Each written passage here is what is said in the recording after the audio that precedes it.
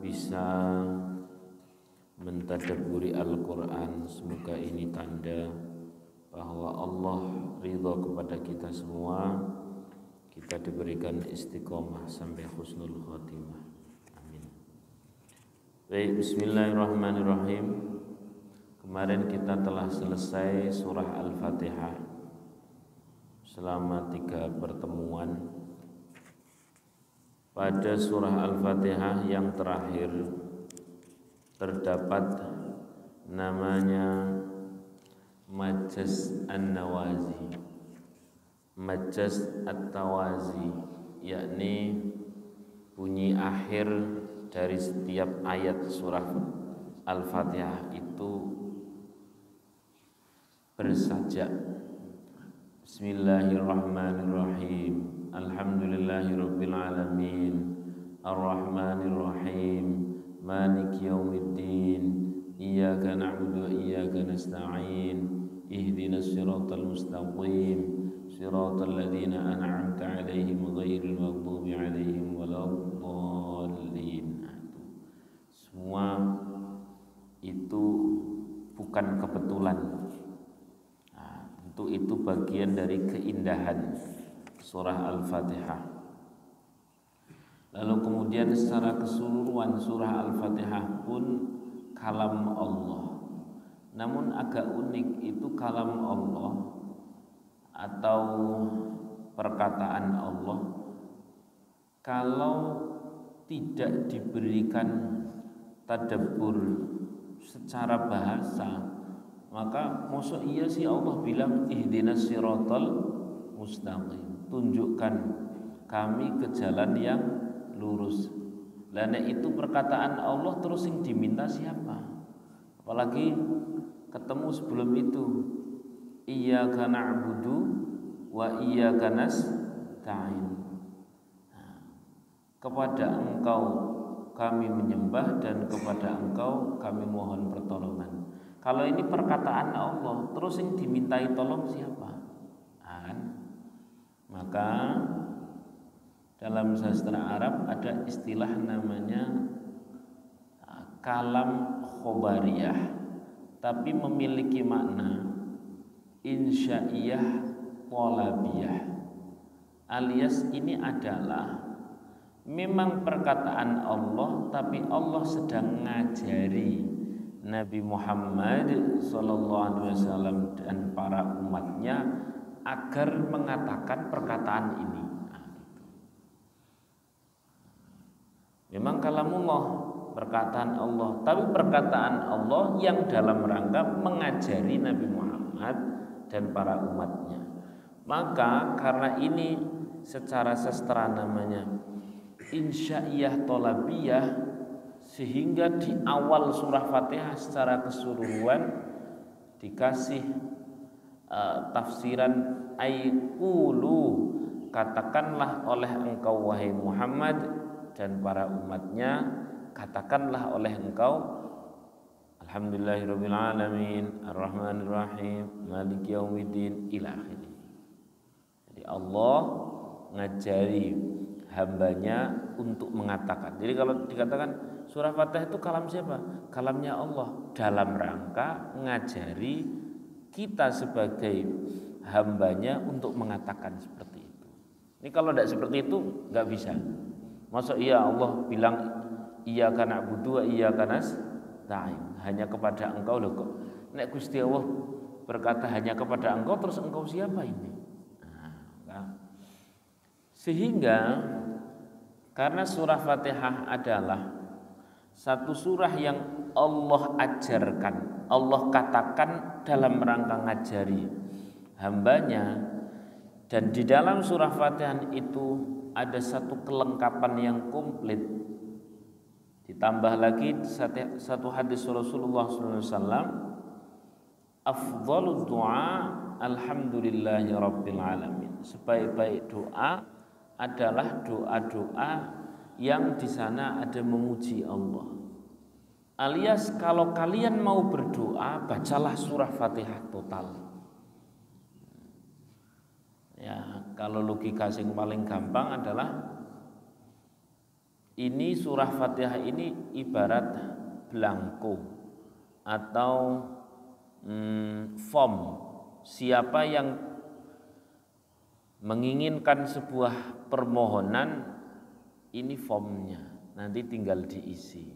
Saya tak tanya sama panjenengan, orang yang memohon sesuatu dengan tinggal mengisi form yang ada dibandingkan memohon sesuatu yang membuat form sendiri, itu sama atau beda? Beda jauh. Maka sing paling gampang nek ndonga ya nganggo surah Fatihah ngono wae. Terus kemudian kok ada kalau ada orang misalkan doa terus Al-Fatihah, oh itu aba-aba. Mosok meh ngomong bacalah oleh kalian surah Fatihah itu. Wow. Dari situlah dalam bahasa Arab kalau ada orang nyuruh berdiri enggak usah pakai kumu kiaman, berdirilah dengan berdiri sungguh-sungguh, kesuwen kiaman berdiri. Oh no, itu namanya aba-aba. Jadi kayak semacam TNI atau ABRI gitu kan. Apakah kalian sudah siap? Siap, oh, kesuwen. Siap gerak kan cepetan. Nah, itu namanya aba-aba. Hingga yang paling gampang orang berdoa yang isinya komplit, di sana ada pujian, ada disebutnya komitmen, terus kemudian ada permohonan, ya paling gampang surah Al-Fatihah. Sehingga ndonga apa-apa surah usah sing dawa-dawa, surah Al-Fatihah itu isinya sudah langsung komplit. Sallallahu alaihi Nabi Muhammad. Baik. Sekarang kita masuk di surah Al-Baqarah. Di surah Al-Baqarah kemarin kita sudah mulai masuk situ ya. Diawali dengan yang namanya fawatihus suwar atau huruf munqata'ah.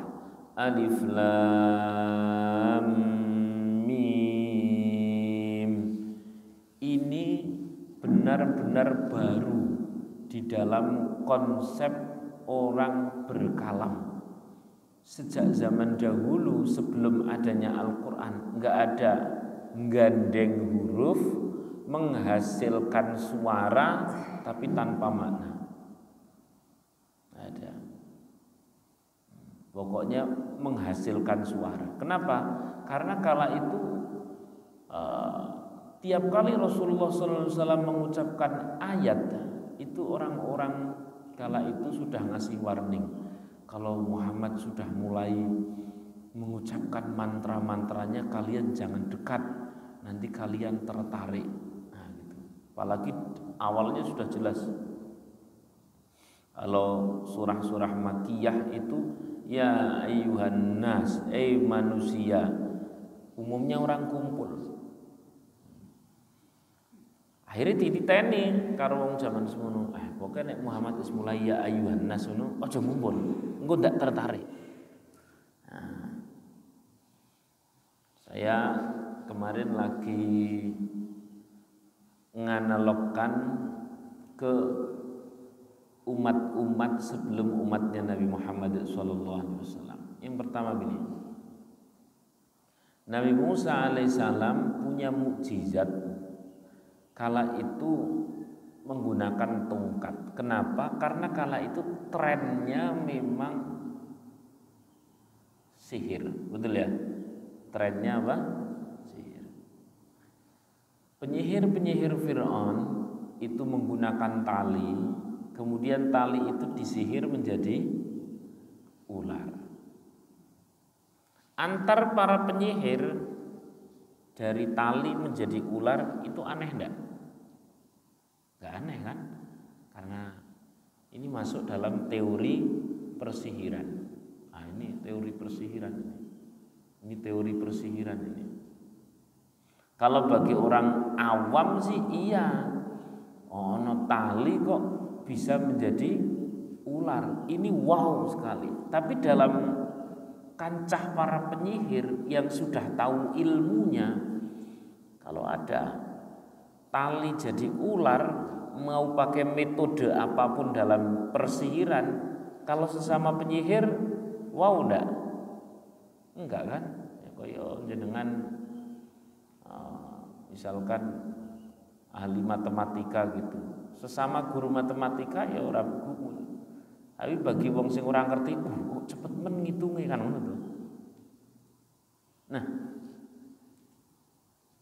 begitu melihat Nabi Musa alaihissalam itu tongkat jadi ular, maka para penyihir mahadisir. Kalau ini bukan sihir, atau kalau ini yang dilakukan oleh Nabi Musa tidak ada dalam teori sihir manapun. Sampai sini paham? Ini pasti sesuatu di luar ilmu manusia. Berarti kalau bukan dari bumi, jelas ini keajaiban dari langit, keajaiban dari Maha yang tidak ada pada manusia. Maka siapa orang yang paling pertama kali takluk pada zaman Nabi Musa, ngikut jadi agamanya Nabi Musa, ya para penyihir. Karena paham, nah iki ora ono nang ilmu sihir manapun. Iki jelas. Ini jelas dari Tuhan kalau ini. Langsung. Nah, demikian pula zaman Nabi Isa alaihissalam yang sedang ramai adalah pengobatan. Di dia ana wong lara, siapa orang paling hebat adalah orang yang bisa mengobati. Begitu Nabi Isa datang dengan sesuatu yang di luar jangkauan orang ahli mengobati, enggak tanggung-tanggung. Itu ada orang buta sejak bayi, itu bisa didongoni karo Nabi Isa sembuh. Maka tabib-tabib kala itu, kalau ini tidak ada dalam teori pengobatan manapun, ini jelas dari luar diri manusia. Ini pasti dari Tuhan, masuk ke agama Nabi Isa. Demikian pula pada saat zaman Nabi Muhammad SAW, lagi hebat-hebatnya itu yang namanya syair itu. Siapa yang pandai syair itu hebat. Siapa orang punya uang, dia bisa ngorder syair untuk memuji dirinya, lalu syair itu menjadi syair mu'allaq yang digantung di dinding Ka'bah kala itu zaman jahiliyah.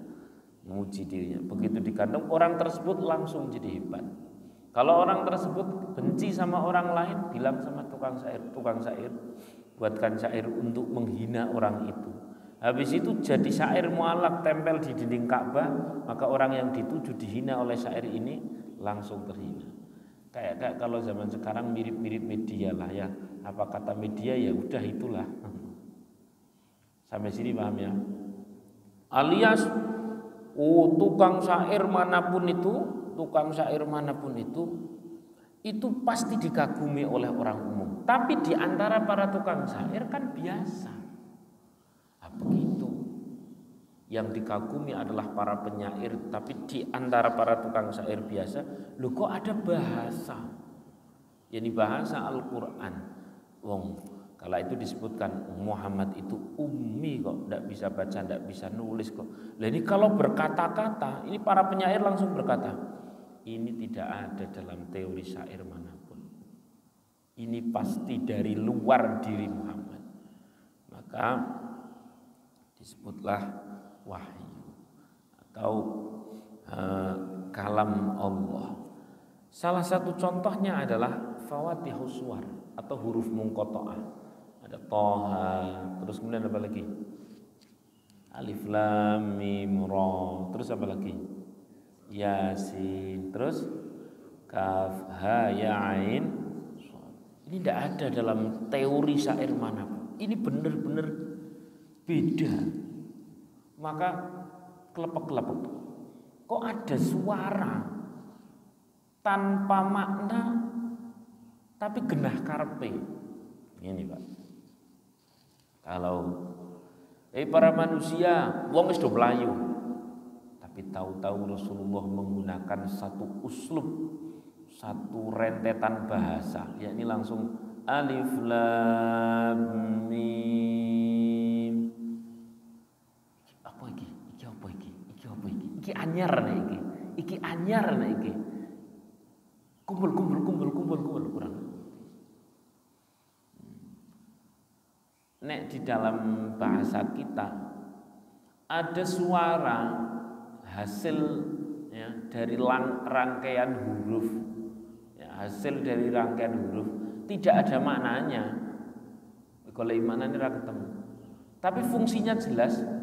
Contohnya apa? Banyak. Kalau saya bilang bakso, kadang orangnya ndak ngelengok. Begitu atau plok, bakso. Abangnya baru plok itu kan sebuah suara. Ada maknanya ndak? Enggak ada. Tapi maksudnya jelas. Bagaimana panjenengan kok bisa tahu maksud jelas itu?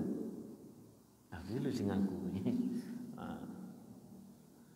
Tiba-tiba saya bilang, perhatikan itu kadang-kadang orang menarik. Begitu ngeblak mencet der langsung madu dari kabeh. Der itu punya makna enggak? Enggak punya. Tapi maksudnya jelas. Kapan Anda mulai bisa menangkap kalau itu maksudnya jelas? Ada butuh perhatian. Nah, itulah uniknya Al-Qur'an. Pun ya. Ini alif lam. Lanjut. Ayat yang nomor 2. Dzalikal kitabu la raiba fihi hudan lil muttaqin.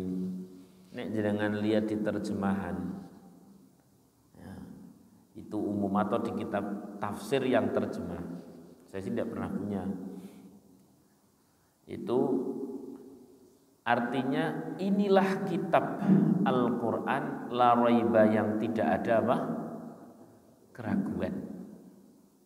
Kan aneh. Kudune nek ini itu bukan dalika tapi apa? Hada atau hadi. Yang artinya ini itu hada atau apa? Hadi. Kalau kok ini dalika. Dalika itu mestinya artinya apa?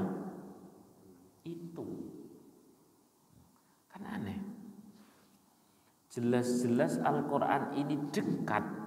Loh kok pakai penunjuk jauh yakni itu. Ini kan unik. Lah uniknya di mana lah itulah.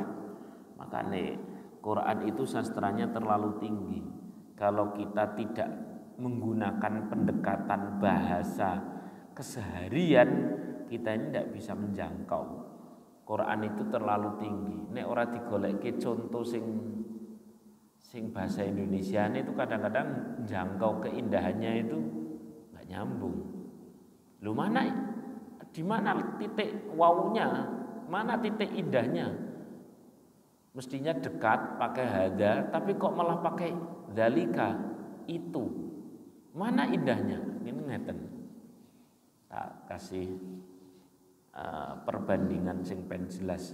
Nek cara nang Indonesia itu kalau misalkan di samping saya ini dekat ada siapa? Sebut kalau kemarin saya contohkan umpamanya siapa ya? Di Banyumanik ini umpamanya ada Pak Hasan Tuha Putra, Pak Hasan itu.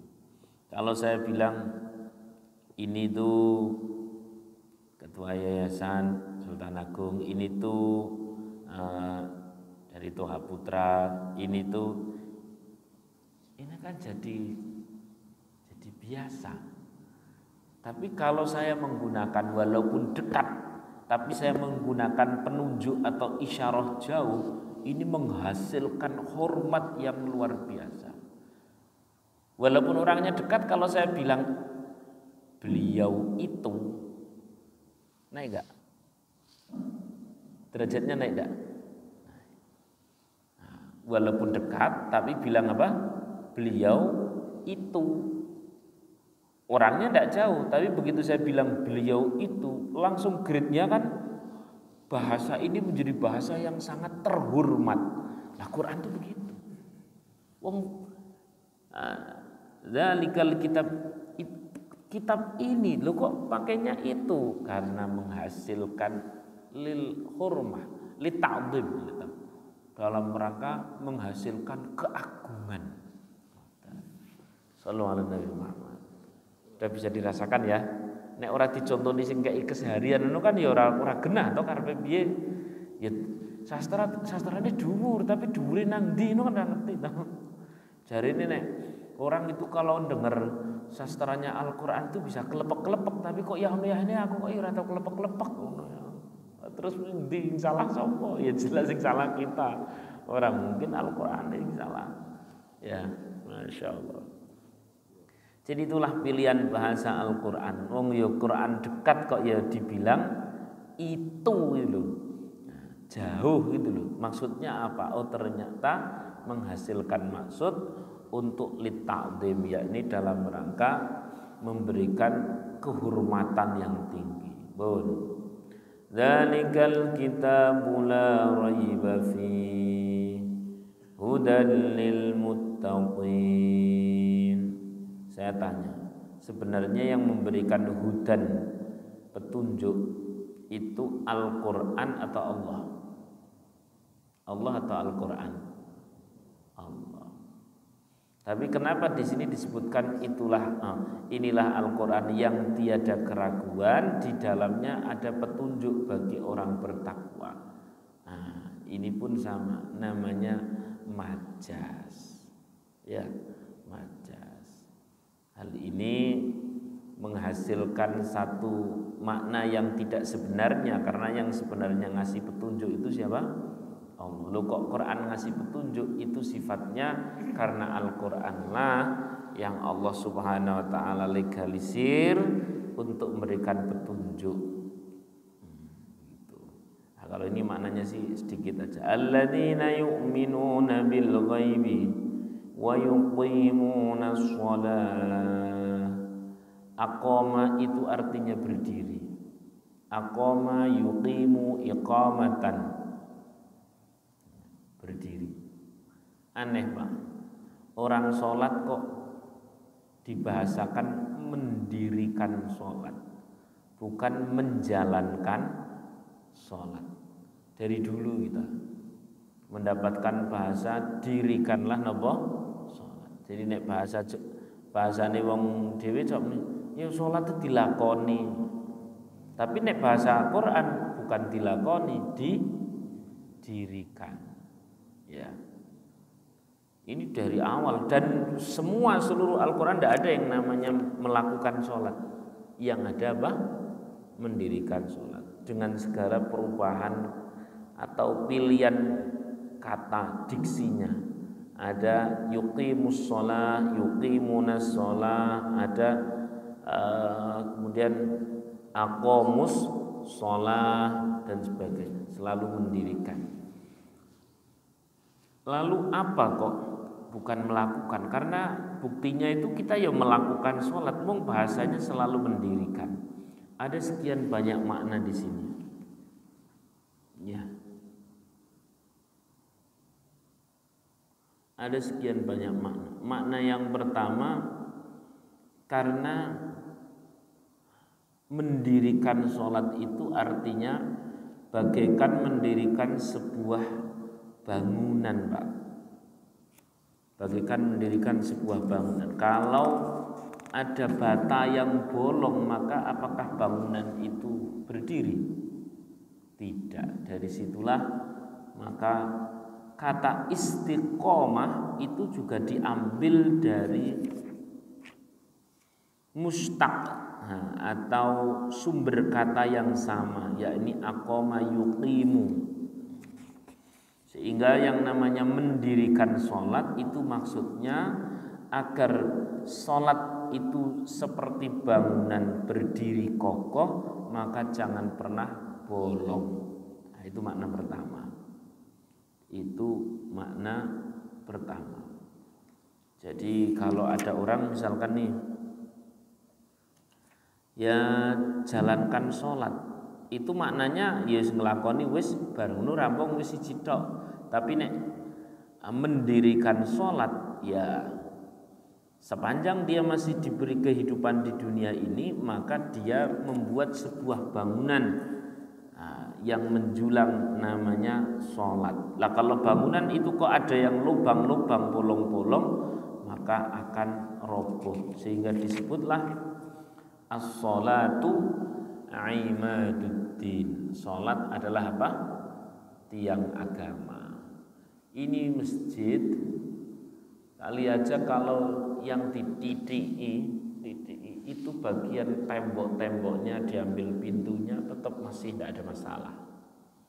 Tapi kalau yang dititiki itu bagian tiang-tiangnya, gimana yang terjadi apa? Roboh, ambruk.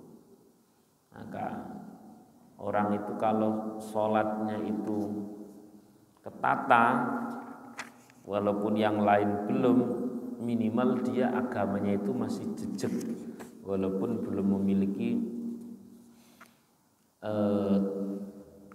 aksesoris.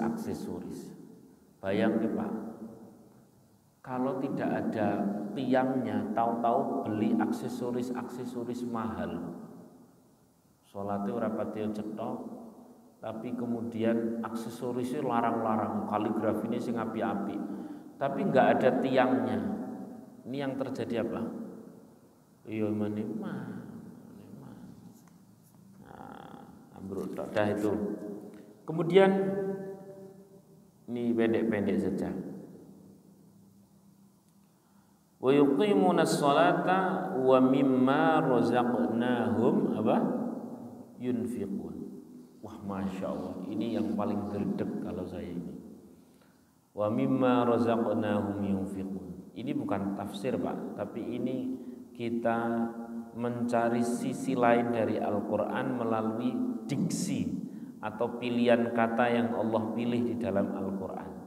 Bahasanya wa mimma razaqnahum yunfiqun, dan dari rezeki yang kami berikan orang-orang bertakwa itu bersedekah atau berinfak.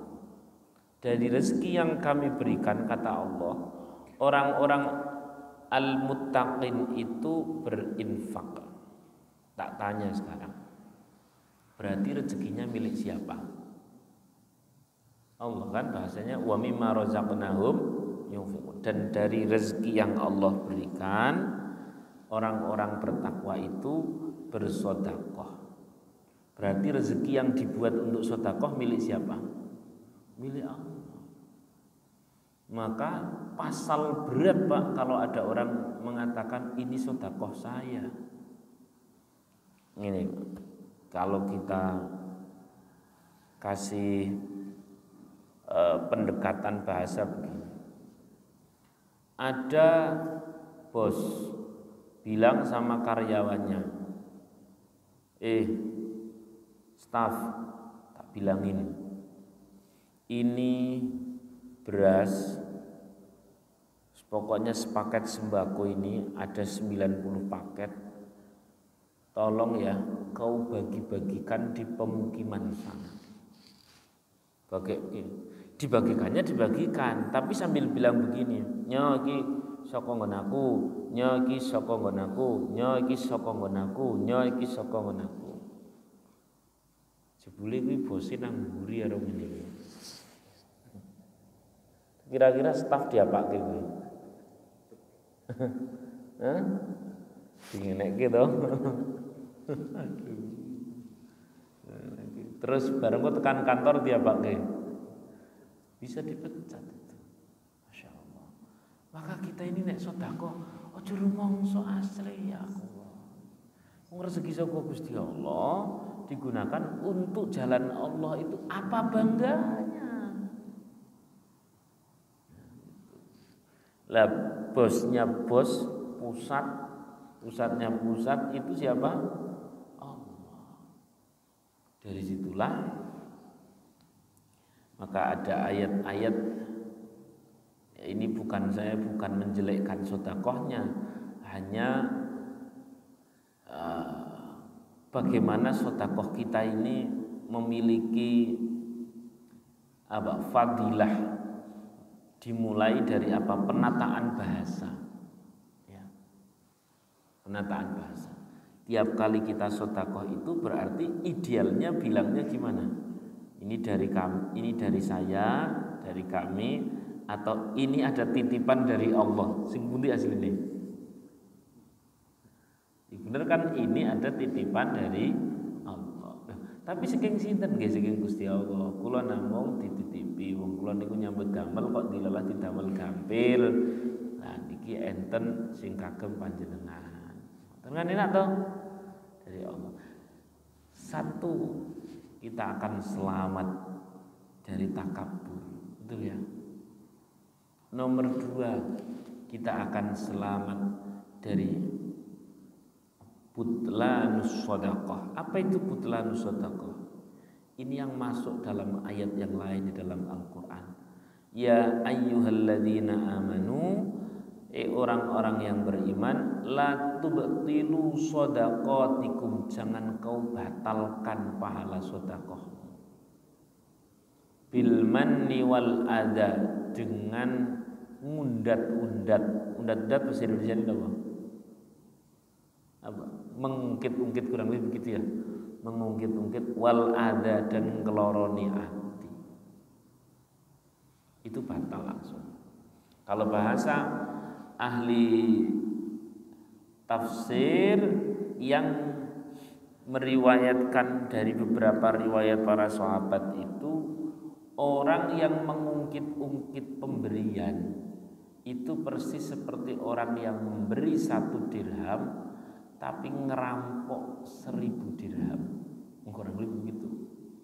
Jadi hasilnya apa? Minus banyak. Oleh karena itu nek pengen selamat nganggo bahasa Quran wae. Ini ada titipan dari Allah. Saya diamanahkan untuk menyalurkan buat panjenengan. Resik nang ati. Loh tapi saking sinten to? Kok namanya nama jenengan? Nggih niku nama saya itu nama yang sebagai perantara. Nah, tapi kan sing nyambut damel jenengan. Iya, saya yang kerja tapi tanpa pertolongan Allah saya tidak bisa. Loh, tapi kan jenengan kerjane kan ya tenanan. Lah kalau kemarin saya kerja setenanan apapun tapi tidak menggunakan oksigen dari Allah, detak jantung, denyut nadi pemberian Allah, kira-kira sido nyambut gawe apa? Anda jadi. Sehingga ini benar-benar bisanya ada rezeki seperti ini fix kalau ini adalah titipan sinten Gusti Allah. Siji dadi ora sombong. Nomor 2, ketika yang kita beri ternyata orangnya itu apa ya, kurang pas, kita ya biasa-biasa saja. Wong memang aku ya kudu sing ngei Gusti Allah. Tapi kalau kita rumangsa memberi, satu ketika orangnya tidak matur suwun saja, dewi lara ati, betul enggak? Nyogi dinggo ternyata wonge telunyur tok malah ora matur suwun. Apa yang terjadi? Kita dalam gondok dah. Gondok dah. Dari mana gondoknya? Jelas. Wis gaweke bahasa sing paling indah saka Quran, golek bahasa dhewe. Maka sampai nanti di pembahasan Al-Quran ini kita digolek ke bahasa terselamat dari jebakan-jebakan riya, terselamat dari jebakan-jebakan ujub, terselamat dari jebakan-jebakan takabur. Nah, kalau menggunakan bahasa Quran, Masya Allah, terselamat dari jebakan-jebakan yang lain. Interaksi-interaksi kita menggunakan bahasa Al-Quran. Jadi yang paling dhuwur bahasa ya bahasa Quran. Nah, nek kok ngene golek nang terjemah ya ora bakal nemu. Ora bakal nemu. Masyaallah. Maka ini kitab ini bagi saya ini kitab unik ini. Balaghatul Quran, yakni sastra Al-Quran, mengandung batik, ma'ani dan bayan. Banyak sekali kitab-kitab yang menulis seperti itu, tapi yang saya bawa ini, yang hari ini saya bawa, ini justru ditulis oleh orang Indonesia, orang umurnya itu masih muda, sing nulis orang Indonesia. Nah, Dr. Muhammad Afifuddin At-Timyati Ar-Ramli Al-Jumbangi Al-Indonesi. 2 jilid. Dewi maca urung mesti rampung yang nulis 2 jilid. Orangnya umurnya mungkin ya sekitar belum ada 50-an sekarang, ini paling-paling 40-an. Aneh tak? Masya Allah. Itu 30 juz lagi. Luar biasa. Dzalika fadlullah yu'ti may yasha. Itu adalah anugerah Allah yang sakersane Gusti Allah dikasihkan kepada siapa. Baik, kita orangnya masih hidup, orangnya masih hidup. Kitab ini di Indonesia tidak begitu dipakai, tapi di Azhar, di beberapa negara lain malah dibahas. Itulah. Singkong ini kadang malah orang Indonesia orang ngerti ya.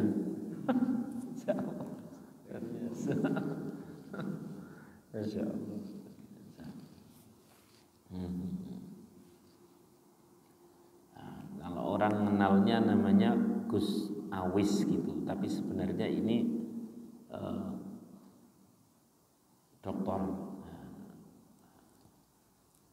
doktor tadi Muhammad Afifuddin Dimyati Al-Romli Al-Jombangi Al-Indonesi. Barangkali orang kalau di luar Indonesia ini Al-Jombangi itu ya apa kuwi? Baik, saya lanjutkan lagi.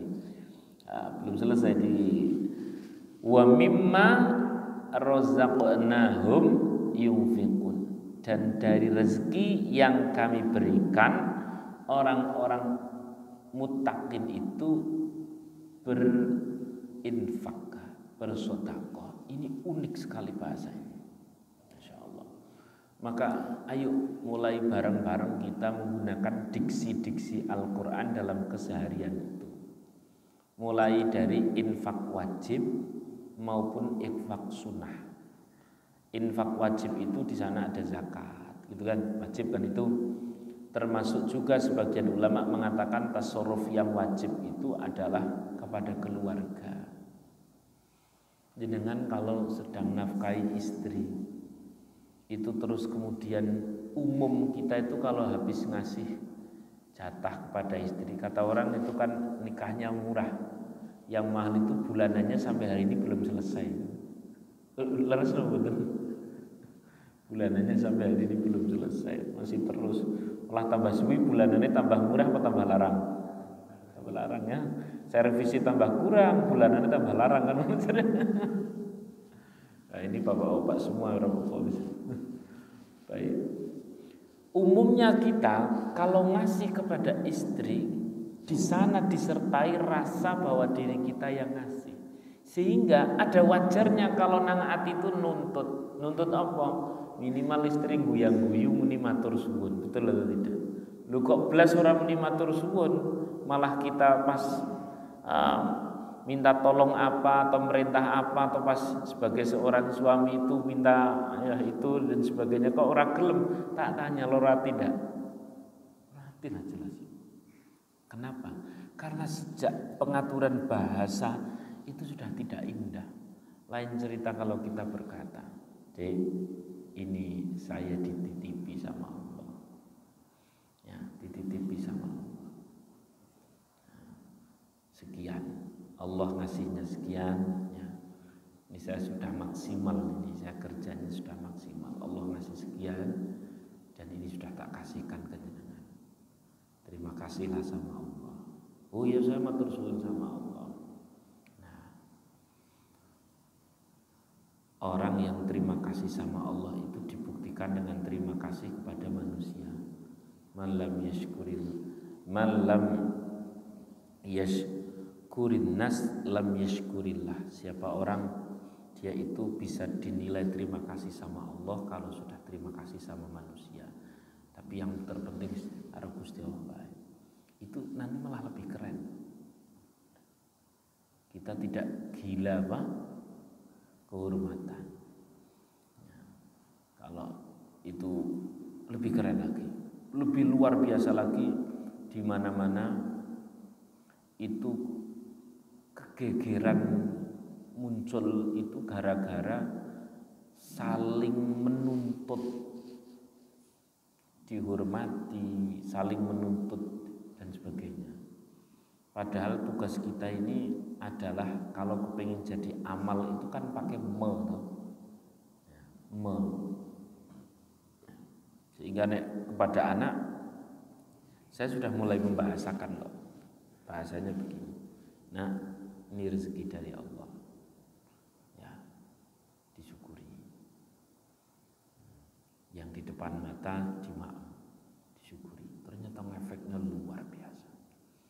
Karena kita sebagai orang tua itu terlalu sering maca ideal. Pada saat suatu ketika tidak ideal atau duitnya kurang, anak ini nuntut tenanan, betul. Kita ini ideal terus kemudian itu anak nuntut tenanan. Tapi kalau dari awal kita sudah membahasakan Allah yang ngasih, kalau minta itu berdoa sama Allah, itu enak nanti anak. Pelan-pelan dia mempelajari tauhid. Pernah saya bilang begini, pokoknya pengen apa-apa nak, cobalah berdoa dulu. Nanti kalau kamu berdoa, Allah tuh ngasih rezeki buat kita gampang. Soal nanti rezeki dititipkan ayah atau dititipkan eyang atau siapa itu bisa macam-macam. Saya kira sampai situ tok keterangan saya. Paham tidak paham ternyata anak itu nyambung, Pak. Satu ketika pulang desa gitu, hari-hari sebelumnya dia minta sepeda pulang desa, begitu pulang desa, turun mobil dia langsung bilang, iya bapak, nah, Allah sudah ngasih sepeda. Saya bilang bingung, Allah ngasih sepeda. Tak takoni, wah, loh, Gusti Allah ngasih sepedanya gimana? Iya, lewat eyang. Wah, aku batinku lumayan langganan. Guyonannya kan begitu. Maksudnya, masya Allah luar biasa. Bukan kita mau terbebas dari tuntutan, enggak, tapi anak itu jadi terdidik berdoa, terdidik bersyukur. Kali aja ada istilah dari istri itu, ada uang abang mimin, ada uang abang di sayang, enggak ada uang abang di, karena salah kita rumongso ngei, nek dong pas orang ngei itu taatnya jadi berkurang, betul atau tidak? Tapi kalau kita bloko apa niki Gusti Allah sing ngei, memang yusmini bareng-bareng yo disyukuri. Ini masya Allah, efeknya ke banyak hal. Sallallahu alaihi Nabi Muhammad. Ya harusnya saya masih ingin satu lagi, ini baru 3 ayat ya, tapi sudah jam 6. Ya sudah cukup sidik-sidik tidak apa-apa, tapi semoga bermanfaat. Amin Allahumma. Walladzina yu'minuna bima unzila ilaika wa ma unzila min qablik wa bil akhirati hum yuqinun wallahu a'lam bishawab. Memang coba nanti terapkan di bahasa Al-Qur'an ke keseharian kita, diterapkan. Monggo, mau tanya, silahkan.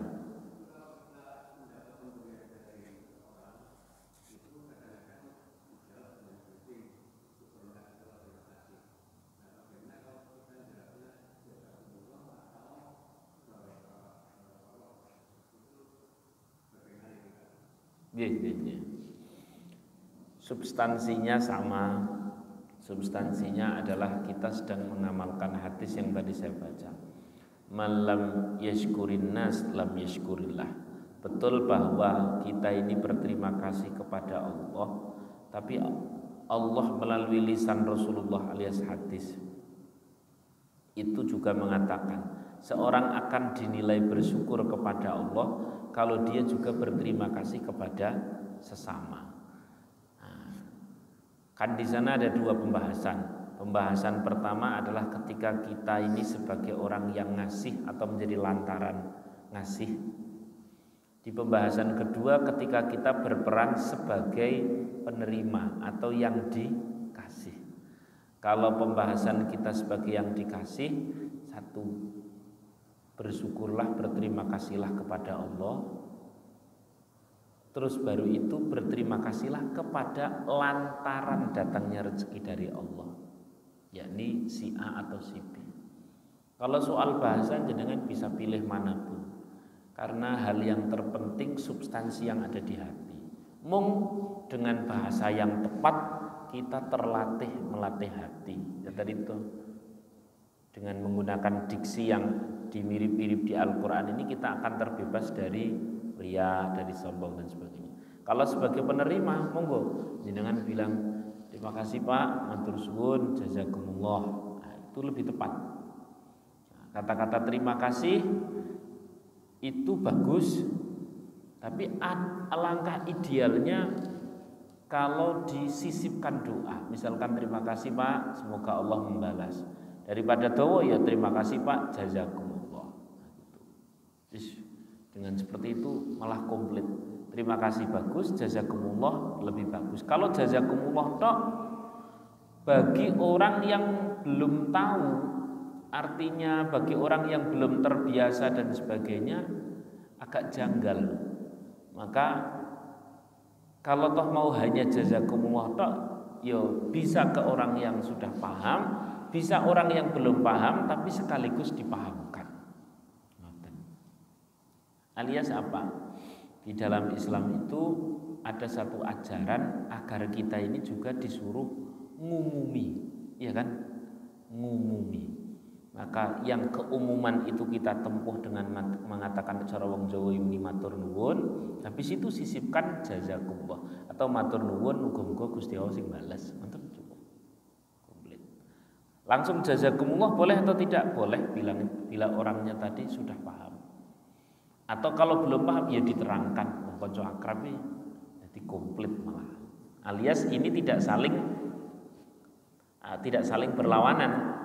Kompliti mau. Kaya jenengan misalnya takziah hanya pakai innalillahi wa inna ilaihi rajiun, kira-kira yang ditakziahi marem napa mboten? Kurang kan? Maka biar marem selain innalillahi wa rajiun yang jenengan bilang apa? Turut bela sungkawa atau semoga ini semoga itu dan sebagainya. Jadi pan komplit. Toh semuanya bagus. Matur suwun. Itu guys, itu ilmu ketika kita sebagai penerima. Nah, ilmu ketika kita sebagai pemberi, hakikatnya bukan kita yang memberi, tapi kita sebagai lantaran, ya kan? Itu insya Allah aman. Baik, saya rasa cukup insya Allah. Terus pokoknya langsung dipraktekkan saja tadi itu. Ada yuqimunas shalah, ada alif lam mim, ada dzalikal kitabul la raiba fi. Itu sudah kita bahas, dapat berapa poin tadi lumayan. Al-Fatihah. Ar-Rahmanir-Rahim Maliki yaumiddin iyyaka na'budu wa iyyaka nasta'in ihdinas mustaqim shiratal ladzina an'amta 'alaihim ghairil maghdubi 'alaihim waladdallin. Bismillahirrahmanirrahim. Alhamdulillahirabbil alamin. Hamdan yuwafi ni'amahu wa yukafi mazidah. Ya Rabbana lakal hamdu kama yanbaghi li jalali wajhika wa 'azimi sultanik. Subhanaka la nuhsi thana'an 'alaika anta kama athnayta 'ala nafsik. Walakal hamdu idza tarda, lakal hamdu idza radita, walakal hamdu ba'da ridha. Allahumma salli wa sallim ala sayyidina Muhammadin fil awwalin, salli wa sallim ala sayyidina Muhammadin fil akhirin, salli wa sallim ala sayyidina Muhammadin fi kulli waqtin wa hin, salli wa sallim ala sayyidina Muhammadin hatta taridul ardu wa man 'alayha wa anta khairul warithin. Allahumma ja'alna ya Allah, jadikan kami semua ya Allah min ibadikal mustajibin, jadi hamba-hamba Engkau yang Kau ijabah doa-doa kami. Silahkan berdoa untuk hajat masing-masing.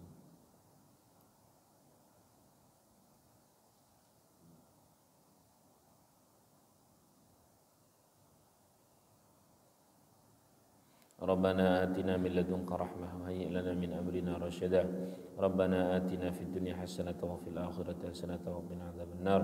Sallallahu ala sayyidina Muhammadin wa ala alihi wa sahbihi wa baraka wasallam. Subhana rabbika rabbil izzati amma yasifun.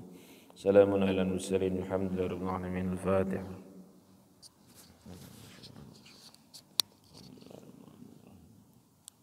Ya